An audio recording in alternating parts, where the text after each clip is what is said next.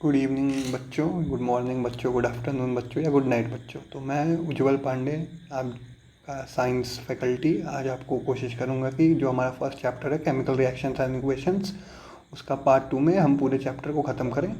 तो जैसा आपने कि देखा था कि जो पार्ट 1 था उसमें हमने पढ़ा था, कहाँ तक हमने पढ़ा था, photolytic types of decomposition reaction. तो आज हम शुरू करेंगे डिस्प्लेसमेंट रिएक्शन से। तो जैसा कि मैंने आपको बताया था कि केमिस्ट्री में टोटल 5 चैप्टर्स हैं, तो उसमें हमने first chapter chemical reactions and equations deal कर रहे हैं। तो उसमें अभी मैं डिस्प्लेसमेंट रिएक्शन पढ़ाऊंगा। तो आपने एक फिजिक्स में भी डिस्प्लेसमेंट पढ़ा होगा, but literal meaning of displacement physics और केमिस्ट्री में दोनों अलग अलग होती है। तो यहाँ पे डिस्प्लेसमेंट का मतलब क्या होगा इन कॉन्टेक्स्ट ऑफ केमिस्ट्री, कि कोई चीज़ एक जगह से दूसरी जगह चेंज हो जाए, उसी को डिस्प्लेस। जैसे इंग्लिश में भी मतलब होता है कि मेरे पास ये बॉक्स है मानिए, तो इसको मैं यहाँ से अपने टेबल से उठा के आपको दिखा रहा हूँ, तो इसको डिस्प्लेसमेंट कहते हैं कि मैंने इसको इसकी जगह से डिस्प्लेस कर दिया ओरिजिनल प्लेस से। तो अगर डेफिनेशन देखेंगे तो क्या है, अ रिएक्शन, एक minute, a reaction in which a more reactive element displaces a less reactive element from its compound।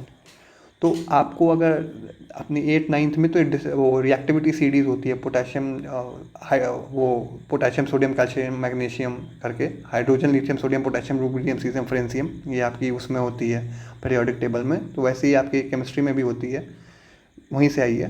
तो उसमें आप देखेंगे कि जैसे पोटेशियम है तो सोडियम को उसके कंपाउंड फॉर्म से रिप्लेस कर सकता है, एग्जाम्पल के तौर पे। तो यहाँ पे आप देखेंगे जैसे A plus BC gives AC plus B if A is more reactive than B based on reactivity series। Web series नहीं बच्चों, रिएक्टिविटी सीरीज, समझे? वेब सीरीज नहीं देखते। उसके बाद हम देखेंगे की points of displacement reaction. First, always occurs between reactive metals and their salt solution. दूसरा, depends on reactivity series as stated earlier. Third, often seen with colour change और मेटल डिपोजिशन। ये मैं आपको बताऊंगा। जैसे मोस्ट फेमस रिएक्शन होता है CuSO4 with Fe का, where the blue colour of the copper changes to green by iron. आगे मैं दिखाऊंगा आपको। तो जैसे एक ये हो गया zinc plus copper sulphate gives ZnSO4 plus Cu, zinc sulfate plus Cu. Zinc is more reactive than copper, so it displaces copper from its salt solution। ठीक। दूसरा आप लोग डाल देंगे जो बहुत फेमस होता है, CuSO4 plus Fe gives FeSO4 plus C। ये जो अपना CuSO4 है हमारा, ये ब्लू होता है, FeSO4 ग्रीन होता है। ठीक।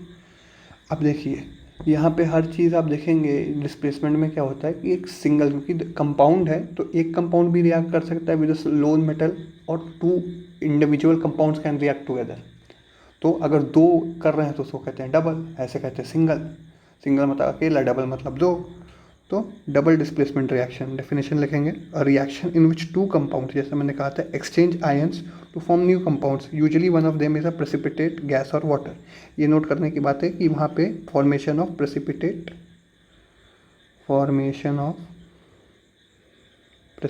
Occurs insoluble.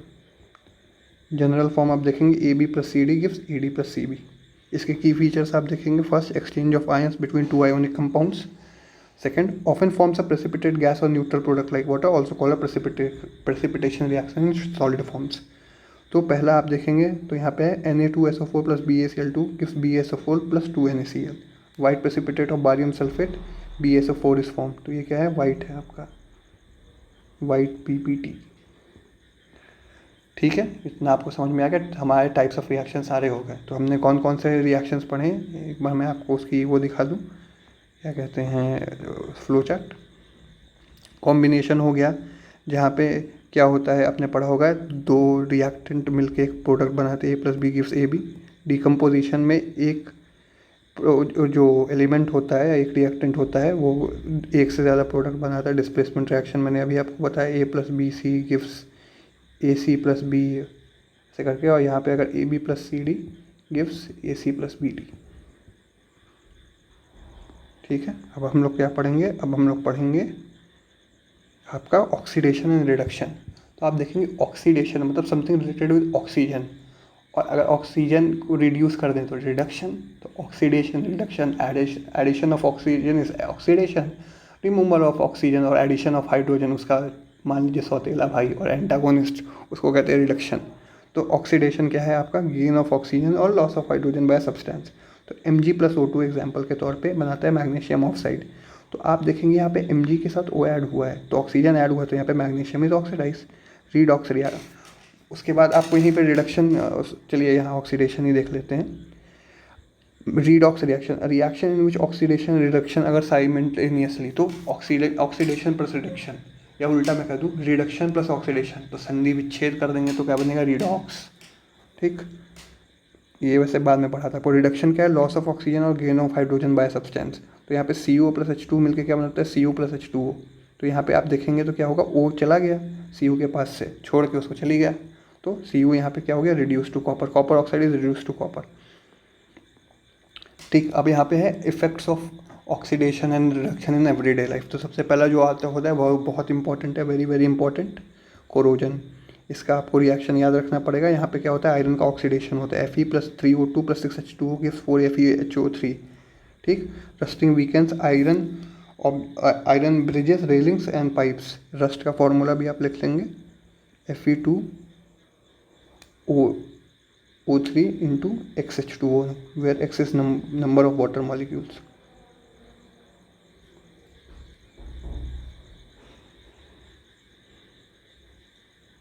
ठीक, तो इसी के साथ आपका अब लास्ट टॉपिक आने वाला है, वो है रैंसिडिटी।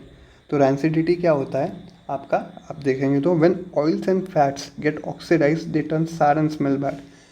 जबकि भी जितने भी आपके ऑयल और फैट है उसमें ऑक्सीजन की काफ़ी मात्रा होती है, तो जब वो खट्टे या उनको अगर आप खुला छोड़ देंगे तो उसमें खटास एक आ जाती है, जिससे उनका स्वाद और स्मेल दोनों बदल जाता है। इसी को कहते हैं rancidity, cause due to oxidation of fats. ठीक, अब यहाँ पे एग्जांपल आप देखेंगे, चिप्स और घी left in open air for too long. Prevention कैसे कर सकते हैं, ऑक्सीजन का उल्टा है एंटीऑक्सीडेंट, तो BHA BHD इसके फुल फॉर्म आप लिखेंगे, ये ब्यूटाइरेटेड हाइड्रोक्सीएनिसॉल, और ये यहाँ लिख लीजिए ब्यूटाइरेटेड हाइड्रोक्सीटोलिन।